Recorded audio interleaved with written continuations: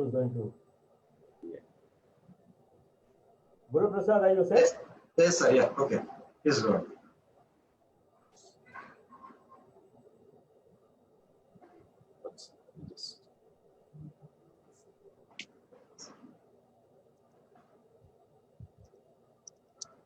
So good evening, and on behalf of the Press Institute of India, let me extend to all of you a very warm welcome.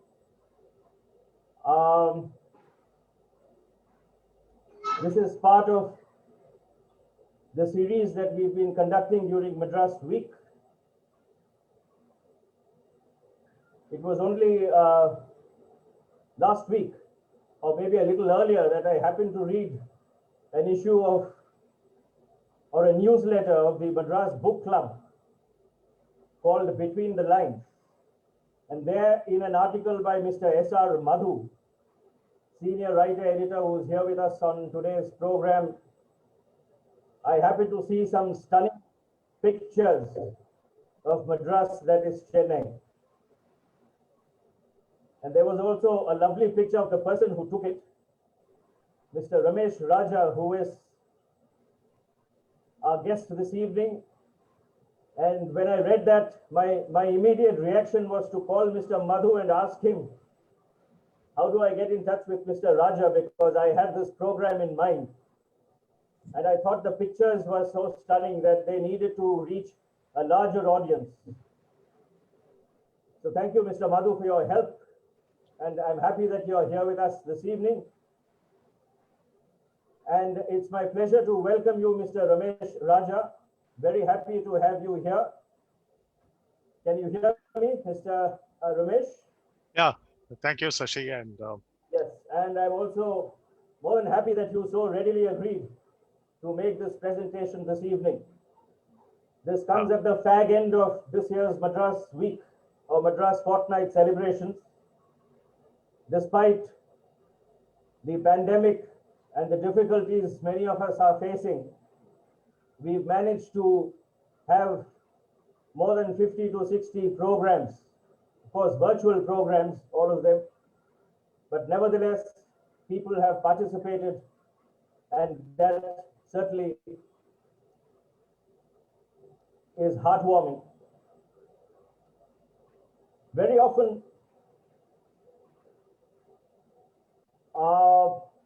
when we move along a street or turn around a corner,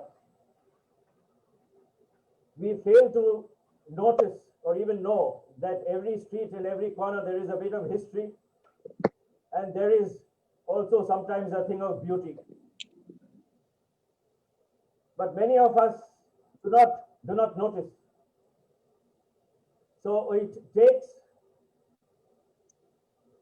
a photographer with a discerning eye, a photographer with patience, and a photographer with skill, immense skill, to capture these beautiful moments for us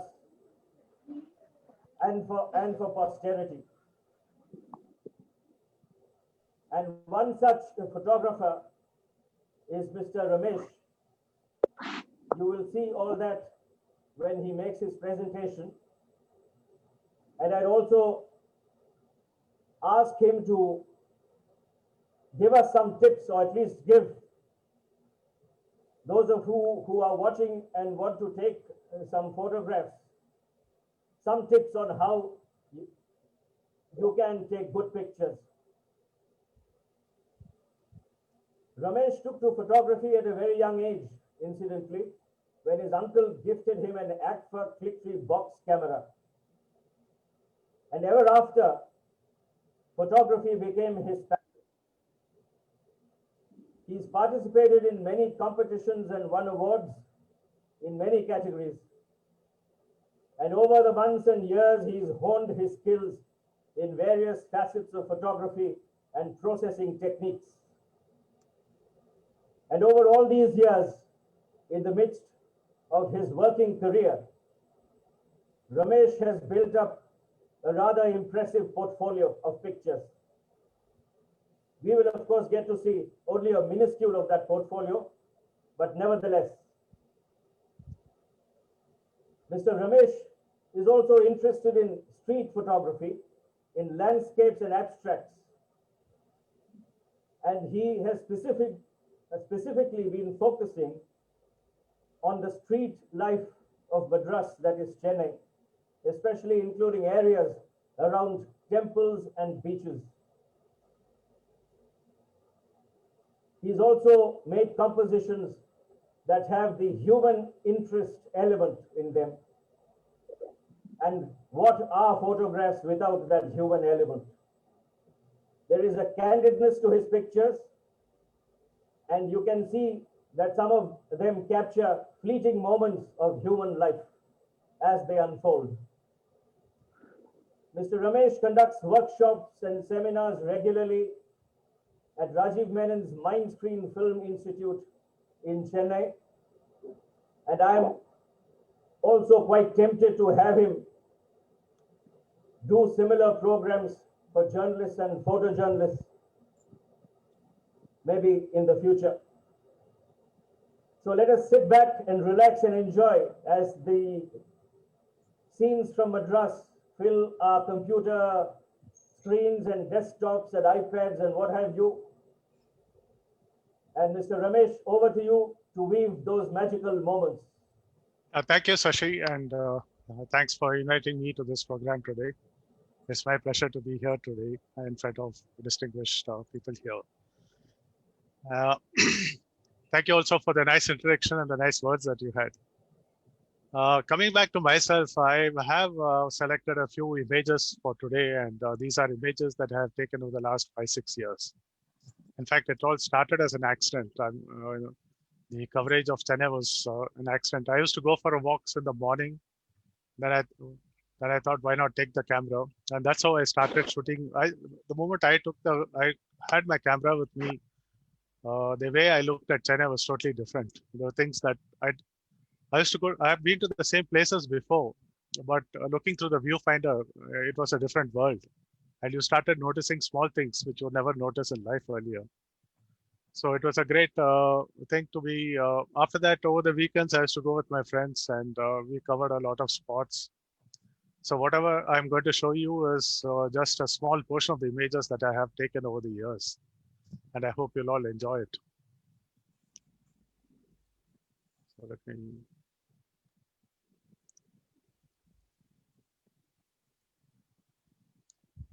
So topic for the day is Chennai, Nalla Chennai. Today I'll take you through a visual journey of Chennai, starting at Madras Beach. Marina Beach, as you all know, is popular here. A popular weekend getaway for families and crowds. But there's a lot of happening around the Marina Beach, which we're not used to, or not many people have seen. So today I'll try to show some images from some of the other things that happen at Chennai, at the Marina Beach. One is, of course, in the early morning, you see the fishermen returning after their catch. And this was one of my first images that I took probably way back in 2012, which was a record of Chennai. Opposite the Vivekananda Illam, or the ice house, early in the morning at 6 o'clock, you'll see thousands of pigeons coming in for a feed. Maybe about 2,000, 3,000 pigeons, and it's a daily routine. It's actually a group of North Indians who come and feed the pigeons, and they're there by 5:45. So this is just one of the scenes there of a lady actually meditating in the morning. So you have a dog relaxing and a guy with his mobile phone, and the pigeons not caring as to what's happening on the other side here. This is a carefree marina that we know where the children enjoy. This was on a rainy day just after the rains, and it was something that I just happened to see. You know, the joyful faces of the small children who are chasing the pigeons. And it all happened in a split second. I think one of the most memorable images that I have of marina here.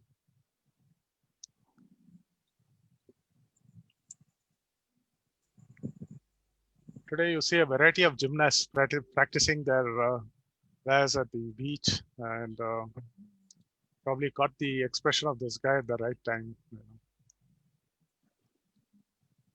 We're going too fast or too slow as far as the images are concerned? Or is it just about the right speed?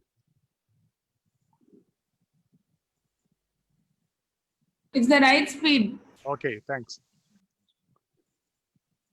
This is a view from the lighthouse, which was taken maybe about 3 years back. And on the bottom right-hand side, you see the slum board buildings. Now they've all been raised and new buildings have come up. What I liked about particularly here was the menacing clouds, but on that day it never rained. But it was just before sunset.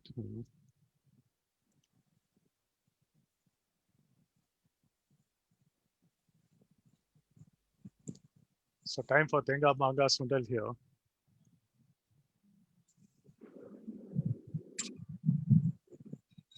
So even the waves are not a deterrent for a selfie at the marina. Going by this guy. He's not mindful of his mobile getting wet here. This was taken on the day of Adi Perikku, and the southern districts, a lot of these people go to the nearby streams or river and do a puja. In the absence of any water bodies, they come to the marina, and there's a grand affair there. You can see hundreds of families coming in the evening and doing the Adi Perikku puja here.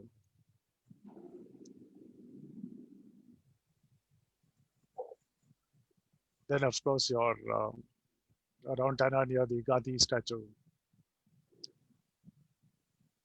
Okay, so from the beach, as we, the last picture is the ice house or the Vivekananda Illam by night. So from the beach, as we go north, let's take a first stop at the Madras University and the Senate Hall. Just This is the Madras University, and I'm going to focus on the Senate Hall, which had a particular, from a photography point of view, it was a magnificent building. And we were lucky to be inside the building on account of the Chennai Photo Biennale, which was held last year. The building was open, the Senate Hall was open to the public, general public, otherwise we never get to see it. This is the inside of the hall, built on the Indo-Saccanic architecture. It's a magnificent building, and unfortunately, it's not open to the public. And also the fact that I don't think it's properly maintained also. You see, I'll show you some slides of the interiors. This is on the first floor, and look at the colorful, the stained glasses. These were imported from UK, and the ones on the first floor have been well maintained, but the ones on the ground floor have all been removed and replaced with glasses from India, and they don't have the majestic look as what you see here. So this is the ground floor portion of the Senate Hall. Now you can see the difference in the stained glasses, which you see on the top and one that you see below. The top ones are the original ones, and the ones below are the ones which have been recently replaced. I took this at the time of maybe around 3 o'clock or 4 o'clock when the sun was setting. And what attracted me was the colors of the stained glass falling on the floor.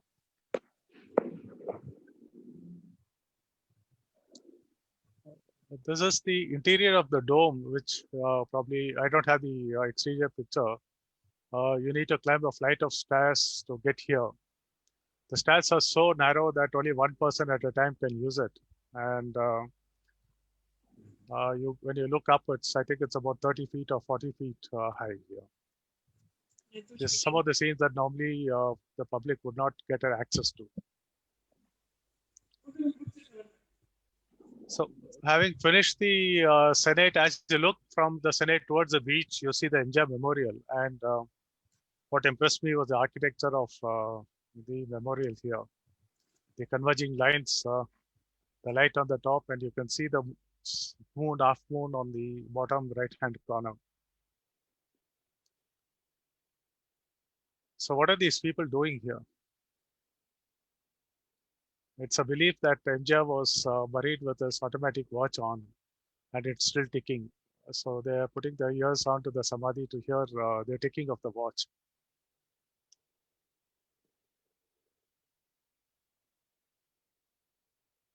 So we cross the Napier Bridge as we go towards North Madras.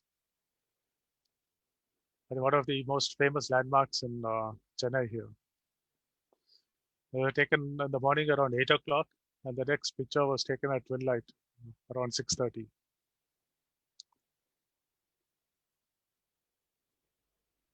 So as we proceed north, we come across another magnificent building on the Indo-Saccanic architecture, the High Court. And I was lucky enough to visit it when cameras were allowed inside. In fact, once a month, one of the advocates, Mr. Raja, takes people on tours, and he on a tour of inside the High Court. And I was fortunate to be inside when I could shoot with the camera.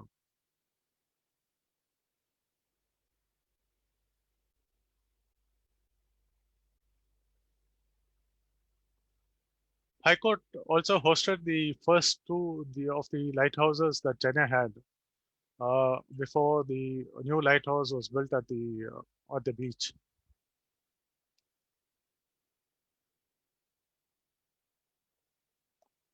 This is actually on top of the High Court and another structure there. So we are about 2 floors on top here. And this is the dome within the High Court, looking up.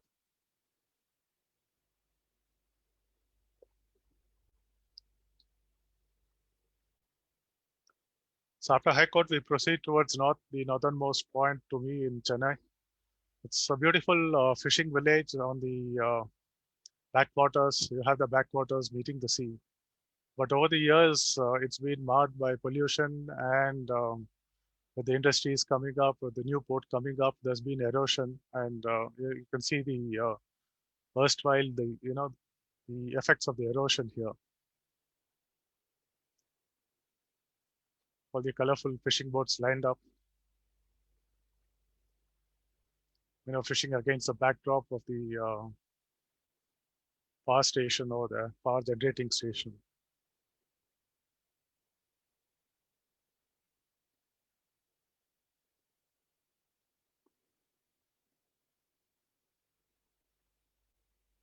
The fishing boats lined up against the setting sun. And this is the entrance. This is where the backwaters meet the sea.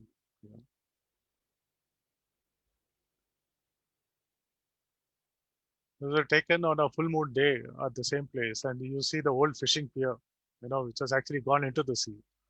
The beach has receded inwards, and it's now totally abandoned. Another shot of the rising full moon against the fishing pier over there.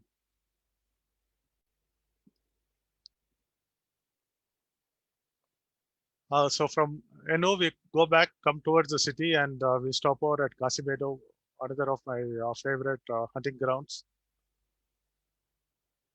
Ladies selling blouses against a backdrop of curry mean, or the dried fish.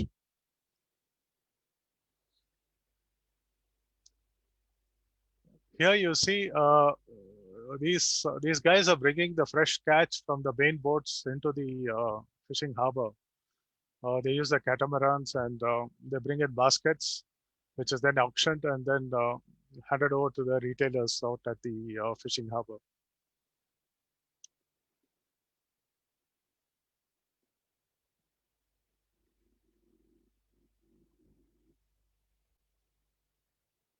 All in a row.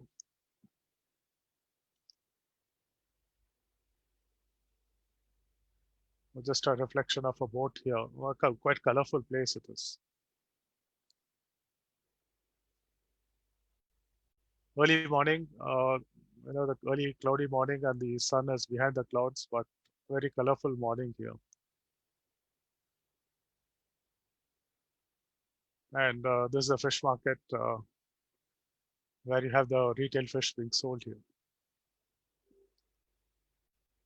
This is seen in one of the trawlers where when the fishing trawlers go out, I mean, they're out at the sea for about a week or 10 days, and you can see all their toothpaste and toothbrush neatly lined,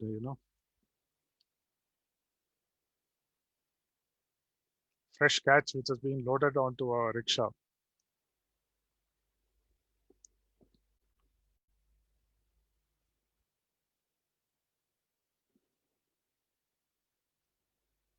This ice being loaded onto the trawlers, and these guys are not only ice, drinking water, and a whole lot of other things for their journey, which would take them about 7 days to 10 days in the high seas before they return back to their catch. So after finishing with the Casimedo, we come towards Paris Corner, the iconic Paris Corner, and the Paris building. And next door was the old Grinley's building where I used to work there. So this is the first time Beach Road. And one of those days when I was walking, I came across this beautiful building, which must have been earlier, the building housing fire engines, but now in a state of disarray and more public convenience now. One of the other beautiful buildings there, I think this is the State Bank building, which was gutted in a fire, 3 or 4 years back. So we enter the Flower Bazaar, one of the most colorful areas that you can see here in Paris.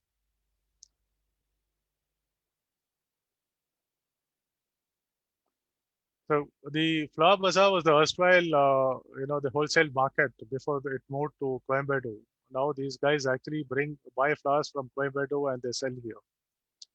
So this used to be Pukada is a landmark. We go to Paris Corner, ask for Pukada, you won't miss it. What caught me here was the expression of the little girl looking at the flowers being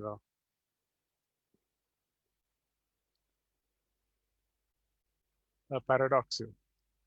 I don't know whether you get the story here.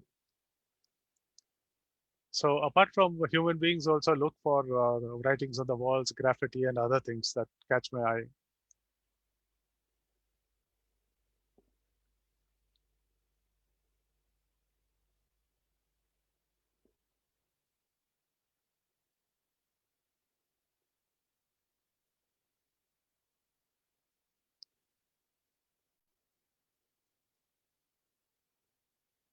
Very rare to see accountants, still sitting down and using the books. Whom you call them Kanakupillai. An old nice building with tree mushrooming on the top. And then I came across this guy selling lassi and had a whole lot of posters which have been publicity that he got in various newspapers.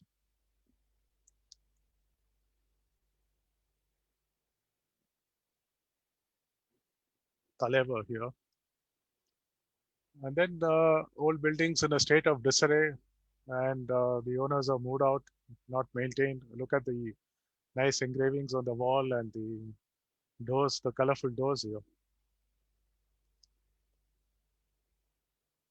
One thing in Tamil Nadu or in Madras that I've noticed, apart from the cup of tea, it's also the morning newspaper, whether you are a laborer or a cycle rickshaw puller, they have to have their daily dose of news.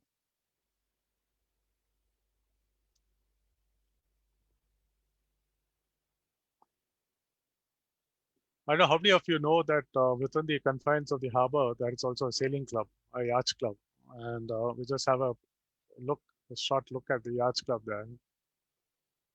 So this I was given an opportunity to go along with them one day, and I took this beautiful picture in the morning.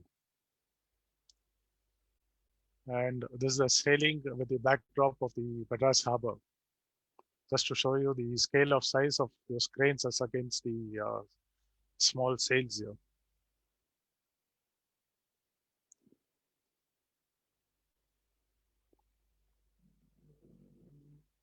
So there's yet another hidden place called Border Totem. I do not know how it got its name, but it's a place which is at Ravpeta off General Patterns Road. It's actually a junkyard. But even in junk, you can, if you look at those colors, beautiful colors, forms, abstracts. So what happens basically here is these guys here, it's a community who have their workshop at the ground floor, and they stay next to their workshop, or it's actually a house on top and the workshop on the ground floor. They buy all these, they buy at auction all those old lorries and dismantle them. And, the dismantled items are recycled. So these are some of the small shops which are selling some of those recycled items there. So these are the colors and patterns that I see even from the junk. It's not a junk for me. A lot of colors and a guy within his machine there. It's you see those wheel rims.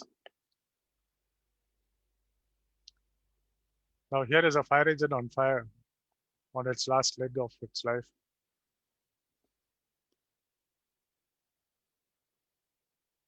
Some of the shops there selling wheel rims here.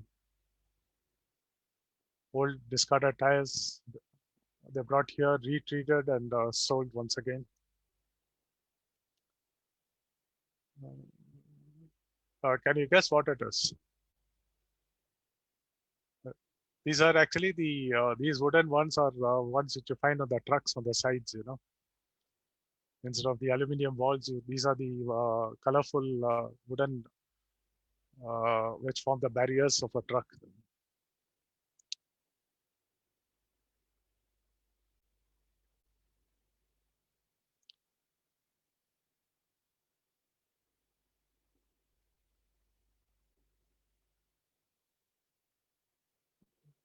So the dismantling here in progress. A couple of years back, I'm also part of a photography club, and the Chennai Rail gave us an insight to what's happening, and they allowed us to go into their workspaces and take photographs, and it was also a publicity for them.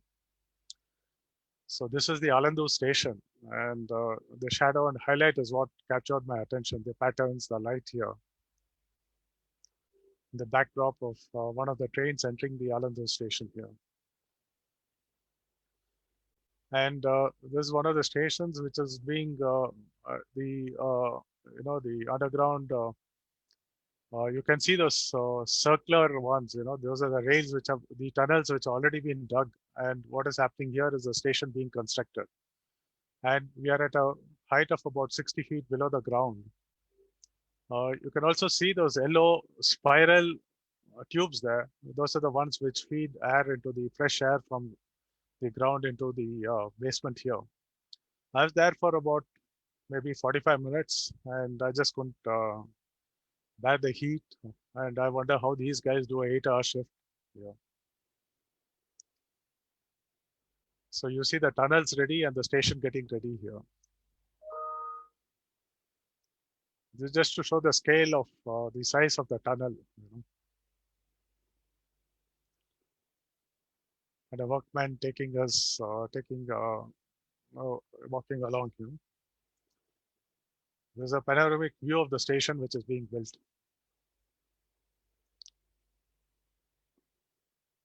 And a view of the Ikatitangal junction with the rail, and taken about just after the sunset. This is the Gandhi junction.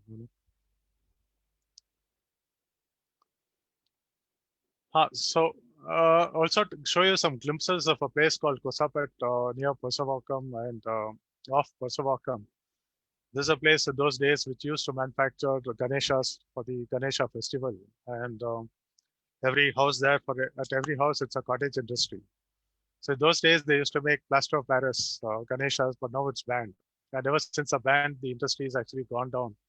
Today, they import paper mash Ganeshas from Andhra. So what they do is just do the finishing touches, and then they sell it to the various bundles. You go to that place, you find the streets of about 1 kilometer or 2 kilometer stretch of filled with Ganeshas waiting to be sold. These are clay Ganeshas which are being polished and getting ready. These are those huge Ganeshas, which are, you find them across all over the street there. And it's a sight to see. They're all covered in plastic, all finished, and just waiting to be sold here. Finishing touches to the Ganesha.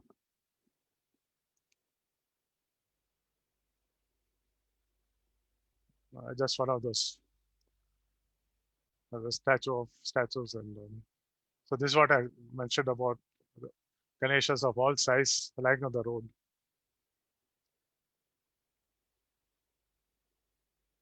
Both, both in. So we'll just take a glimpse of some of my other street photographs covering various parts of Chennai now. This was taken in 2014 near the Chennai bus terminus. And actually, this is a ritual which was banned in Chennai. But at that point in time, it's carried out secretly and without the knowledge of police. There was this one stretch of road about 2 kilometers where this priest was walking on the road, and at every house would come out offering a goat or a chicken to the priest. It would be sacrificed, and then the residents would take it for their afternoon biryani, and the entire street was filled with blood, a gory sight. But now I think it's discontinued. This happens during the Adi season on a particular Saturday.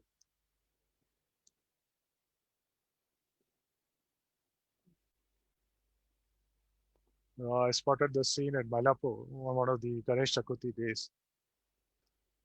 The old man and the shy bride is once again in Mylapore. So my caption was, "Who's the boss?" There's a cool guy sitting down next to his boss here. And something that I happened to catch instantaneously, the banner there, this guy here, the lady there, and made for a fitting story. And when I posted this on Facebook 3 days later, the name of the statue was, the name of the shop was changed. And here the dog praying has come to pray to the god at Kabaleshwar temple. And the guy who's walking out looking at the dog and having a smile. Taken during the Ganesha immersion. And what caught me was the expression on the faces of the guy here looking at the police and the police looking at me.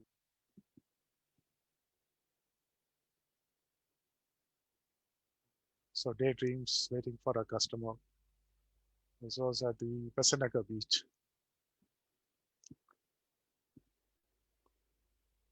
Once again, Kabaleshwar temple. It's a favorite haunt of mine. I stay close to the temple. And wherever you have time, you come here with a whole lot of happenings. One can never, you can always see something unique here.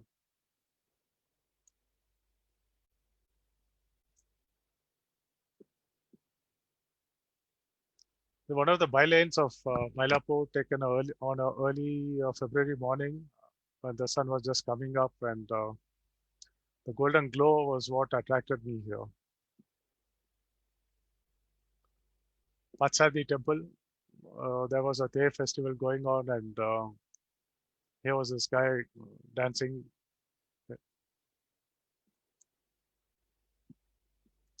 I think two friends catching up after a long time inside the Kabaleshwar temple, and there was a big difference in height between these two. Once again, I think this was one of my first pictures that I took of within Chennai. A paradox photo, the neatly dressed guy and urban chaos. When I looked at it, I saw this windows, each one with a different color, and once again the old building with all sorts of wires moving around, and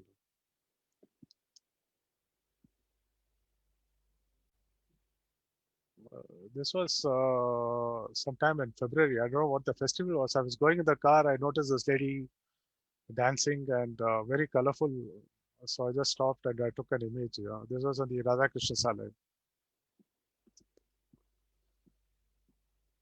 So who's taking blessings from whom was the caption to my image here. Whether it was a god inside or the goddess outside. This was at one of the festivals at Mylapore at the colorful crowds near the Kabaleshwar temple. This guy was selling kumkumam, and this was at Paris Corner.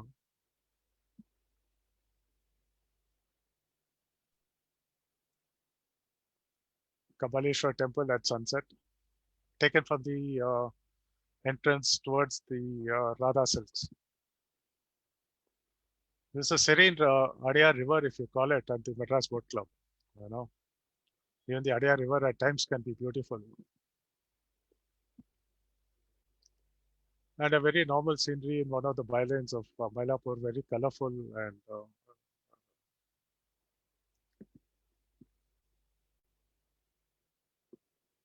there was the Patsadi temple.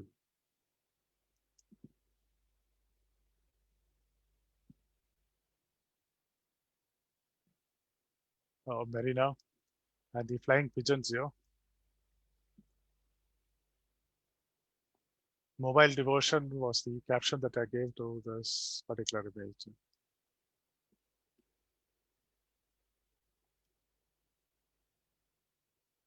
This was rowing at the Adyar River from the Madras Boat Club. I shot this from the Kotopuram Bridge. I actually made it look like a painting, so it's not actually more of a look of a painting than a photograph.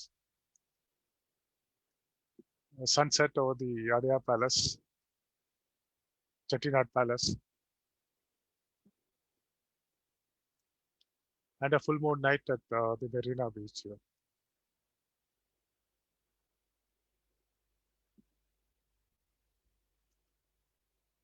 This was early morning on a bogey day, I think around 6 o'clock or 6:15 this year in January. So you see what is the effect of pollution that I mean, this was the effect of pollution as well as the fog on that particular morning. So that's it. And if you have any questions, I can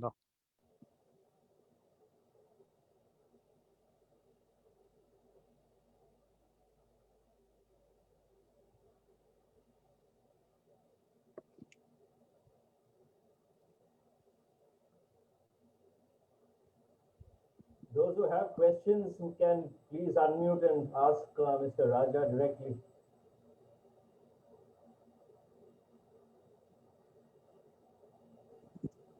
Sorry. I was saying those of the viewers who have questions can unmute and ask you directly. Yeah.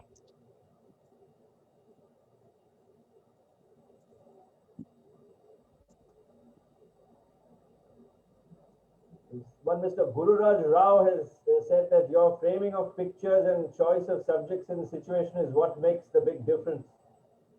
So much of attention is paid to detail and emotion, and they together complete the photograph. Taking off on that, I just wanted to ask you, see, these pictures look, spectacular, all of them. So, I think all of us are at a, sort of lost for words to kind of express, but I'm sure there's a lot of time and effort that goes in till you get the right shot, isn't it? I mean, it's not that you take one or two shots and then, the picture comes up. I mean, what's your experience of this? See, these are places that you go over a period of time. It's not that you go once and you get them. You know, these are places like the Flower Bazaar. You probably go once in 3 months or once in 6 months, and every time you go, you find something new happening there. Yeah. It's the same. It's the same place. It's the same actors, but you know what you see is totally different every time you go. And it's not that you go there, you come back with 5-6 pictures. Sometimes you go there, you don't see anything new or anything special happening. There are times when you go there, it definitely makes a big impact. Yeah. So each of these places I must have visited at least multiple times or a couple of more than a couple of times. And we are close. We are about 3 people who are regulars here. But when we go there, we separate ourselves. We go to the place. And I don't spend more than an hour here because I leave house at 6 o'clock, you're there around 6:30. Yeah. And after 7:30, Chennai becomes too hot. So it's just 1 hour window that you have unless you go on a winter morning. We are And also, its ability to sorry. spot things around. You see, most of these things are there in front of your eyes. You come out of your home, you look at, you walk, say 100 meters. You see those things, but sometimes it doesn't hit you what is happening around unless, when you look at it in a different way, you see there's so much of life on the streets. And Chennai is so colorful. People are so friendly, unlike other cities. You can't go and take photographs that you take in Chennai and other cities. There is a resistance. People are not too happy about you taking photographs. And that way, Chennai is very open, and it's a people-friendly city here. So you're talking from experience then. You've been to other places. I know you've traveled abroad as a banker, and you also must have tried doing that in various places, not just abroad, but in other places in India. So you're saying this from experience, that there has been some sort of objection when you take pictures. Is that true? Actually, what happened when since my shooting was only during the last 5 years, so I've been only shooting in Chennai. I missed a lot of occasions when I was abroad and to shoot abroad. But even within India, I've gone to Hyderabad, I've gone to Delhi with my camera, Bombay. It's a much more friendly place to shoot here. But the most main thing is you need to do your research. You need to know where to go, and you need to have the help of the locals who could guide you.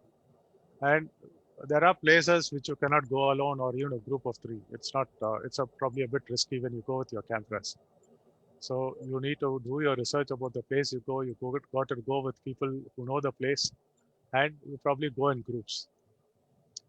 For example, you go to Broken Bridge in Adyar. At one time, there was so much of anti-socialism there. Today, you have police posted. Beyond 5 o'clock, you can't go there. So it all depends on how you go and with whom you go and what is it that you can expect there. It's not that you just go and take photographs. You have to have your background of the place, make some study of the history of the place. And there are various groups in Chennai today, a lot of photography groups which do a lot of walks over weekend. So someone who's interested can always join them and go with these groups for a beginner who's starting out. So that's good advice, Mr. Ramesh, telling people not to really venture out on their own, or even if you're going in ones and twos, you have to be careful when you're going to certain places. Many people may be, unaware of this reality, but thank you for that advice. We're also streaming this live on our Facebook page, PI Ring. So there's one question from a journalist. Her name is Preeta Kadir. I think she's watching from Pune, if I'm not wrong. But she has a question. She says, what are the parameters for a real good picture according to you? I know you taught at the Asian College of Journalism also. So she is asking what are the good parameters that go into making a good picture. And she thanks you for the visual treat.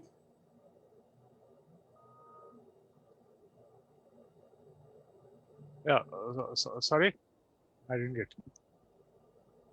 Preeta Kadir from Pune asks a question, and she wants to know what are the good parameters for taking a good picture or of a good picture.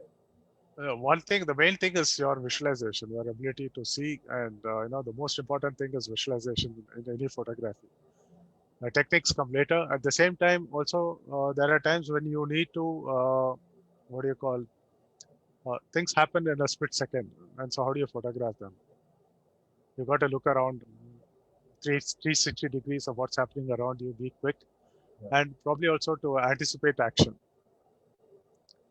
So what I would what I would say the first major thing that a requirement is your ability to visualize and look at things which are different from how others see. The uniqueness of your composition is what makes a difference.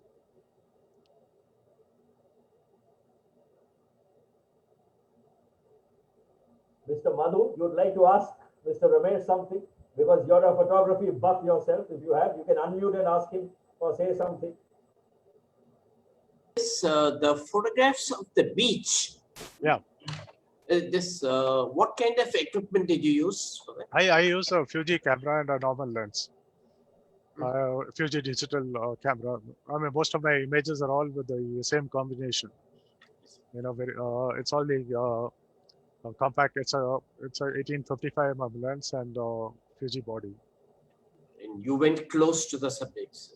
Not exactly. It's slightly cropped also. There are times you can't get very close. Which image are you talking of the beach? Which? No, the bird chasing. The birds actually they are not at a very far distance. You know, they are used to humans. The pigeons are all used to be humans there. So you're about 10 to 15 away from the birds there. But the people are shown in a fairly large size. No, it doesn't. You took them from a distance of 15 feet, is it? Come again? Use that? No, the sizes, they are fairly large size. So how did you manage that from a distance? See, on a 1855 mm lens, when I shoot at about, which is at 55 mm, it's the equivalent of an 85 mm lens.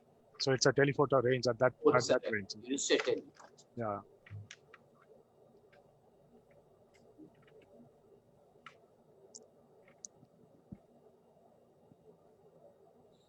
What is your impression, Mr. Ramesh, of some of the pictures that you see in today's newspapers and magazines? I'm asking you this question, keeping in mind our photographers and let's say photojournalists. What's your impression, especially of the youngsters, because there are some people who are very passionate about the craft. And what's your impression? You have to keep shooting. You have to get onto the streets, keep shooting. And only then, even for a photographer, you've got to keep shooting. The 6 months of sitting inside, you lose your touch there, your ability to see pictures. So shoot. And there's this very famous saying that, out of the first 10,000 pictures, you'll be surprised that none of them would be good, So when you go for an outing, you take about 100 pictures. So you'll be happy that one comes out well. Because that one should be unique. It's not something similar to what others have taken, something which tells the story, which the viewers can relate to it, and you're able to put forth your, what you wanted to the viewer. So if you get one image, it's a great thing. And as far as a photojournalist is concerned, you have to be on the streets. You have to shoot. Anticipation is a key thing. No, I was asking about your impressions of some of the results, of your impression of what they are doing. When you look at newspapers and magazines, how good are they doing? What's your impression? Today, where are the photojournalists? Even a normal citizen has become a photojournalist. Yeah. So, there are photojournalists who, take pictures and do photo essays for long read magazines like the Caravan, for example. There are still, but fewer, yes. Yeah. I mean, about photojournalists, I don't have much of I'm not one to comment there. What's the difference between the difference you see between the days of negatives and so on, that photography and the digital photography of today? Digital photography has brought people, masses to photography. The main thing is, when it came to film, if I shoot a film, in those days, once again, the camera, the cost of the photography was for the rich. It was a costly hobby. And secondly, 35 mm film roll would be about 36 exposures. Okay. So the main thing that I noticed when I was into film photography was that, okay, if I went into let's say I went on a holiday for a month, I would take no more than 2 films. That's 72 exposures. So you had to ration those 72 exposures over a period of 2 months. You did all the work before you actually shot the image. You made sure your composition, exposure, everything was all right. Someone has to mute their. Someone has to mute their.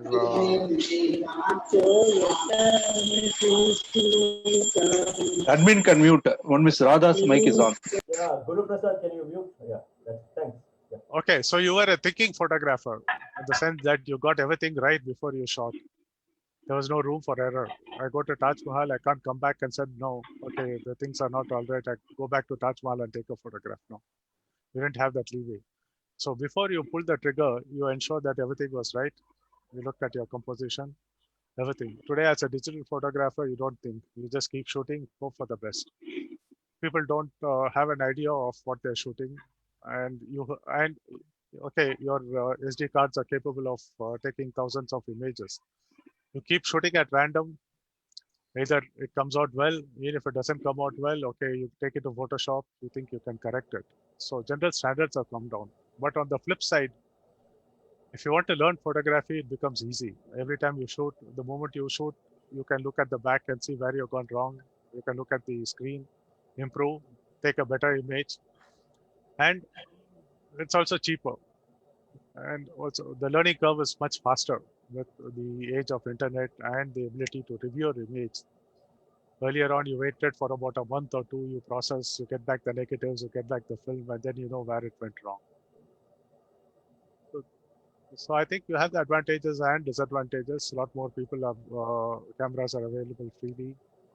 I know a lot of people who do not know photography, but they're painters. The ability to take pictures, you look at their images, they're just beautiful. I mean, they know how to visualize or compose, and they take beautiful pictures. The art of the technicality is not their foot. So that's what I say. 90% of your image is more about your visualization and the storytelling part. Only that 80 or the other rest of it is technicalities which you can learn, but visualization has to come from you. It is a unique thing which is unique to a person. The way you look at things is different from the way the other person looks. So there are instances when a group of 2 or 3 we go to the same place. We have seen the same thing, but our images are different. Okay, because that's the way we look at life, or we look at the way your brain works.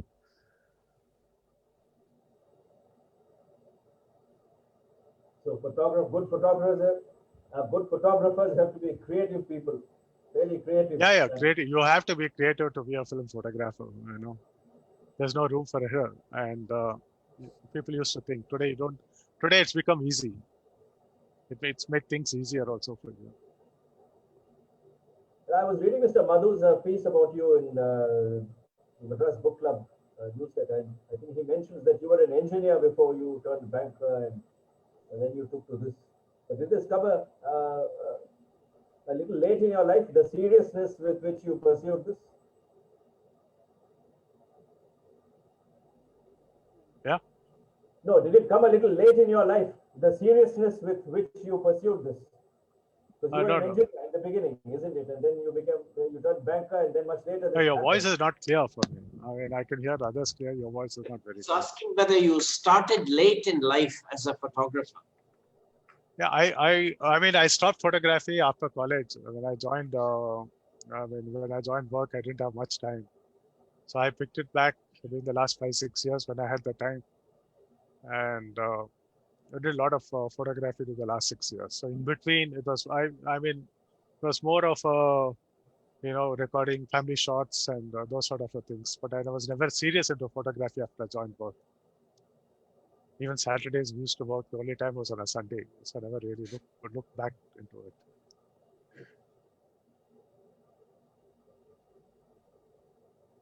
Any other questions from anyone? I don't think there are any questions anymore. One question. Yes. Yeah. Do we expect a future presentation of perhaps scenes that caught your attention during the pandemic in Chennai? Has anything about the city during the pandemic caught your attention? Nothing has or is it all too silent and quiet without anything happening? My name is Shanta. No, nothing has been taken during the pandemic. Never ventured out. But if you had seen the Hindu about a couple of days back, there was a photographer who shot iconic buildings without crowds. He has gone there and shot. Yes. All, I don't know whether you saw that article. Yes. It's a beautiful piece because that's the only way. I mean, That's only time you could take these buildings without people. And he's an architect himself. And because normally you have people disturbing you. Thank you. Shanta, there are several photographers, at least I know, because we have the PIA ICRC awards coming up. So we have received several entries from photographers working for mainline newspapers mainly, who gained access to hospitals and other places, and they have captured moments, where the frontline warriors, as they are called, whether they be nurses or doctors or others, or even the corporation worker. So there are several pictures that have been taken, and we've received several of them, and it'll take the jury a while to decide the best ones. Yes. So if you're interested in looking at them later on, once we decide, we could share some images with you. Yeah, I was thinking of that, Sashi, of your competition that's coming. Yes, indeed. Yes, indeed. And there are journalists who are very bold and courageous and who go beyond their duty, their call of duty, to bring such images to readers, to people. If it were not for them, we wouldn't have known about migrant workers. We wouldn't have seen nurses and doctors and others in PPE suits and the rest, But now, very fortunately, we have people who have a lot of courage, and they are taking precautions and bringing images to us. So we can share those images with you, but not now, later, once we decide the winners. Yeah, after your competition, maybe you should actually host those pictures either at a virtual exhibition or a physical one if it's possible. Yeah, that's a good idea, Shanta. Thank you for bringing it up. Thank you. Yeah. Oh, one question, Mr. Raja, you were associated with the Chennai Photo Biennale. Can you tell us about it? Is there going to be another biennale? I was not exactly associated, but I did a couple of workshops for them. And if you look at in India, there are other biennales. Like it started off with the Chennai for the Cochin Biennale. It's art biennale, where photography was one of it. And you have these biennales across the world, which happens once in 2 years. And the first biennale started in 2016. And in Chennai, it's a photo biennale. So there is an organization which holds it in conjunction with and funds from from Max Muller. So they bring in artists from all over the world. Selected artists, and their works are displayed. So the last time which was held was in 2019 February, and their works were displayed at the Government Arts College, on Punamali High Road. There is this Government Arts, College of Arts. So that was one of the venues, and the Senate Hall was one of the venues. So it was hosted across the venues in Chennai. So it's for the photo loving, and you had a lot of people coming in from all over India for the finale. The next one was actually supposed to be hosted this coming January 2021. But I'm not sure what's happening. But they have started the work in the sense that you find that every weekend they have workshops or the Zoom calls with selected artists from across the world. So people in the photography domain would find it really interesting. Mr. Rajan Joshi, I think you've got your hand up. You can unmute and ask. He's from the US. Early morning for him. He's got his hand up. I can see the hand raised. There's an icon. Okay. Do you have a question, Mr. Joshi? I don't think he's able to hear me. I think he's on mute. Rajan?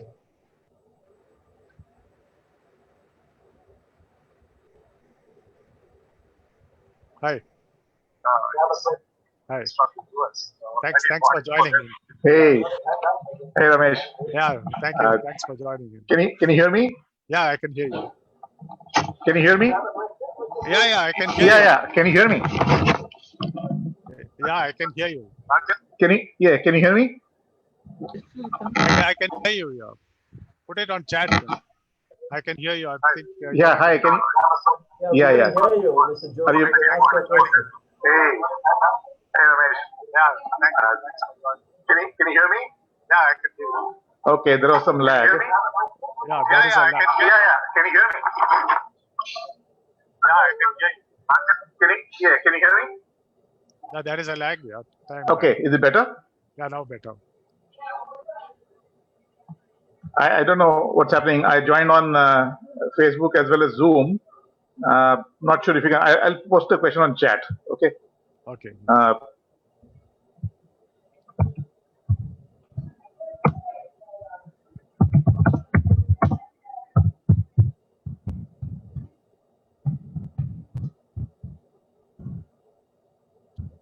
Yeah, I just saw it. Chat.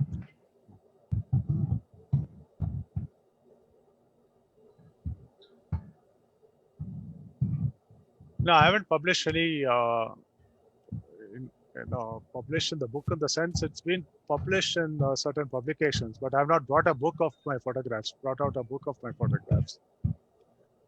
I've had articles in the Indian Express, Hindu, and Times of India. A couple of.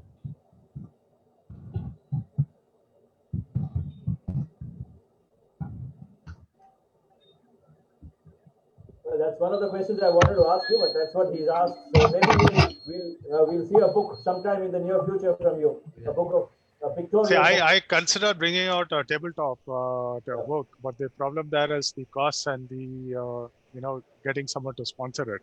So I was also looking at corporates because corporates make use of these books. can't hear you. I'll message you. Yeah. I'll message you later. So I was looking at corporate sponsors, but I didn't get any at that point in time. That's the only way you can bring it out as a, you need sponsorship from the corporate world. Because the cost of printing is quite high, and if you need to bring the minimum print, the minimum amount is something like 1,000 copies. That's the minimum amount that you can print. And today, each book to print costs about 800 or 900 rupees. Guru Prasad, can you mute the others? There is some sound. Guru Prasad, can you mute? Just check and mute. There's a lot of sound in the background. There's some disturbance. So. There is some disturbance, Guru Prasad. Yeah. All right. So if there are no questions, I think we'll end here. Mr. Ramesh, thank you very much for a wonderful evening and taking us on that journey. Yeah. And of course, as I mentioned earlier, bringing alive, some parts and some facets of life in Chennai. Maybe at some point, I'll invite you to the Press Institute of India, where you can speak with journalists about how they can go about taking better pictures and be more effective. We look forward to that. But thank you for making this this evening special for us, especially the night before Onam. So thank you very much, and thank you all for tuning in and remaining well past his presentation, for asking questions and for being there. So we'll end it here then.